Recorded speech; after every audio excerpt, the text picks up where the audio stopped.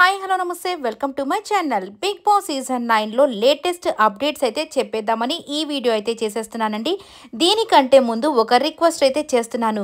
So ఇప్పుడిప్పుడే మా ఛానల్ని జస్ట్ మీరంతా ఆదరిస్తున్నారు కాబట్టి ఈ యొక్క బిగ్ బాస్ ఎపిసోడ్స్లో నాకు వీలైనంత వరకు కొన్ని రివ్యూస్ని, నాకు తెలిసినంత వరకు అప్డేట్స్ని ఇవ్వాలని నేనైతే ప్రయత్నం చేస్తున్నాను. మేము ఎవ్వరికీ పిఆర్సం కాదు కాబట్టి ఎవరి గురించి చెప్పినా చెప్పకపోయినా, అంటే బాగా చేసే వాళ్ళని ఒకలాగా, చేయని వాళ్ళని ఒకలాగా ఇలా చెప్పడం మనకు అస్సలు తెలీదు.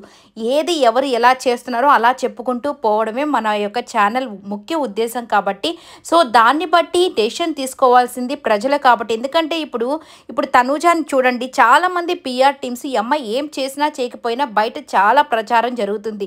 సో అలా అని చెప్పేసి బయట ప్రచారం జరుగుతుంది కదా అని చెప్పేసి ఇప్పుడు ఆ అమ్మాయి గురించి నేను చెప్తే ఎక్కువ వ్యూస్ వస్తాయి. కానీ అలా నాకు చెప్పడం రాదు. ఎందుకంటే అమ్మాయి చేస్తే చేసిందని చెప్తాను, చేయకపోతే చేయలేదనే కదా చెప్తాను. కళ్ళకు కనిపించింది చెప్పడమే నా యొక్క ముఖ్య ఉద్దేశం కాబట్టి నేను వ్యూస్ కోసం కాదు, నిజాయితీగా నాకు తెలిసినంత వరకు చెప్పాలని.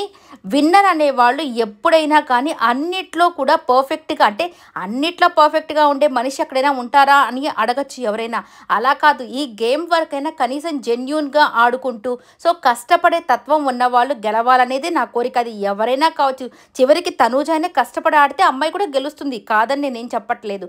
సో కాబట్టి మీరు నా యొక్క వీడియోస్ని లైక్ చేయండి. అలాగే లైక్ చేస్తేనే వేరే వాళ్ళకు కూడా అది త్వరగా రీచ్ అవుతుంది కాబట్టి ప్లీజ్ లైక్ చేసి చూడమని మనసారా కోరుకుంటున్నాను.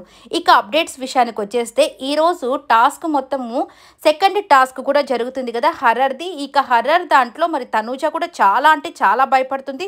అయినా కానీ మిగిలిన వాళ్ళిద్దరితో పోలిస్తే, అంటే దివ్య రీతుతో పోలిస్తే ఈ అమ్మాయి ఒకటైనా మేబీ కనిపెట్టిందేమో, అందువల్ల ఈ అమ్మాయి అయితే గెలిచేసింది ఈ టాస్క్.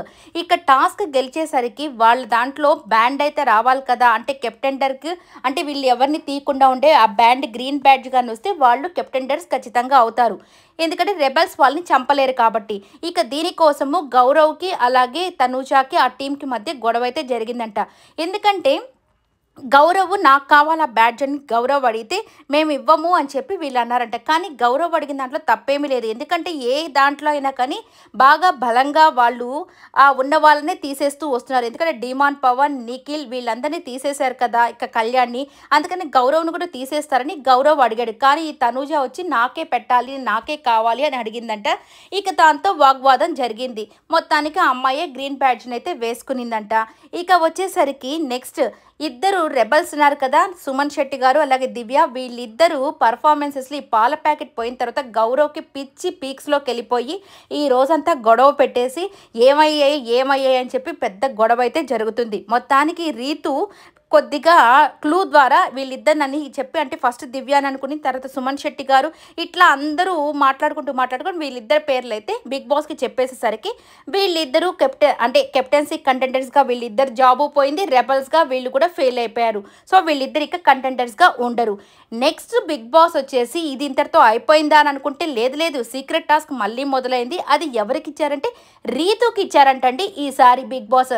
ఇక రీతుకి కూడా ఏం టాస్క్ ఇచ్చారో తెలుసా? ఫస్ట్ టాస్క్ గొడవ పడమని, ఎవరితో అయినా గొడవ పడమని ఇచ్చారంట. అయ్యో, రీతుకి వెన్నతో పెట్టిన విద్య లాంటిది గొడవ పడ్డం కదా, రోజుకి ఎవరో ఒకరితో గొడవ పడుతూనే ఉంటుంది కదా.